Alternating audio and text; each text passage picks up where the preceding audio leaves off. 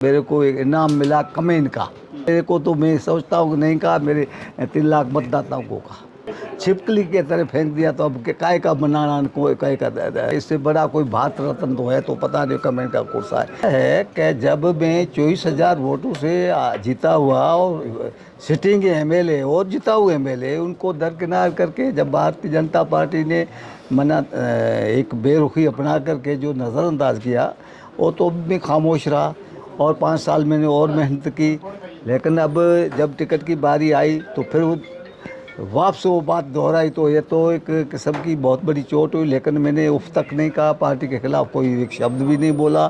फिर भी जब देखा कि अब अलग अलग तरीके से लोगों की धारणा ये और जनता की आवाज़ देखी, 3 दिन लगातार 4 दिन तक लगातार मेरे समर्थक, मेरे जो फॉलोअर है या और भी है, उन लोगों ने आकर के मेरे पास कहा तो अब चुप मत होइए और आप जनता पब्लिक चाह रही है आपको।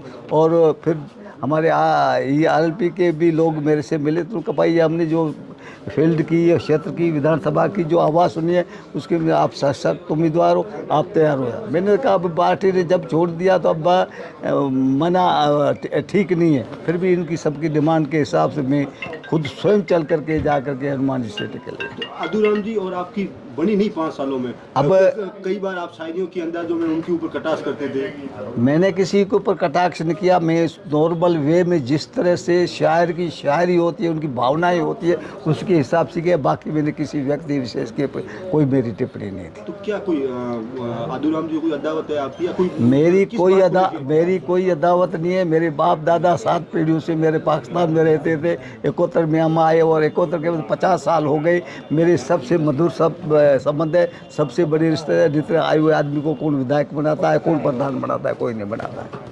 क्या लगता है किस तरीके से आप इस RLP से आप उम्मीदवार बने, किस तरीके से आप लोगों में तालमेल बिठाओगे, किस तरीके से आप जीत का आधार तय करोगे? मेरे पास एक ही आधार है, मैं 5 साल विधायक रहा हूँ और मेरे 50 साल का तजुर्बा है। 50 साल से लोग मेरे को दिल में बसाए हुए, मैं उनके सपनों पे खरा उतरूँगा। तो जिलाध्यक्ष जो आदूराम जी है वो तो कहते हैं भाई मेरी जीत होगी तो तरुण काका की जीत होगी। अब देखो ना, वो तो उनकी बात हो, मैं तो उम्मीदवार मैदान में हूँ।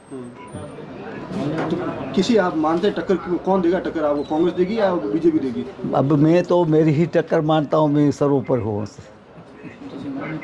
तो आप पार्टी से कॉल वॉल नहीं है आपको मनाने के लिए या फिर क्या अलग? मैं आप बताऊँ, जब जिन्होंने अपने दिल से दूध में मक्खी होती है उसको फेंक देते हैं, लेकिन मेरे को तो छिपकली के तरह फेंक दिया तो अब काय का बनाना कोई काय का करना।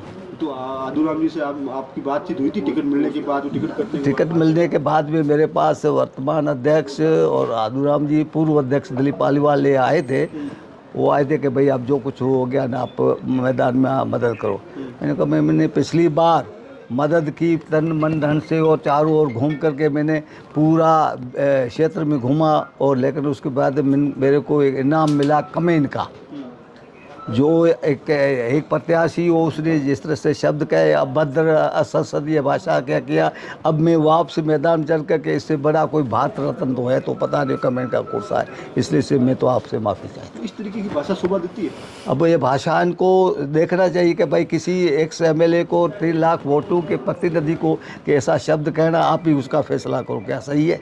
मेरे को तो मैं सोचता हूँ कि नहीं कहा, मेरे 3 लाख मतदाताओं को कहा।